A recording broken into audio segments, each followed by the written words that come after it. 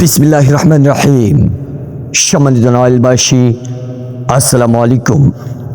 স্মরণ রাখবেন, আসছে আগামী 1 আগস্ট রোজ শুক্রবার, সময় সন্ধ্যা 7টা হতে আয়োজিত হতে যাচ্ছে বৈষম্য বিরোধী ছাত্র আন্দোলনে নিহত শহীদদের স্মরণে বিশাল এক জোহের গান ও কাওয়ালি সন্ধ্যা।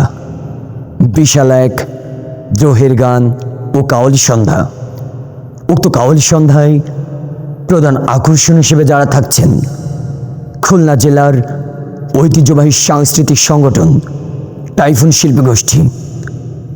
শিল্পগোষ্ঠী।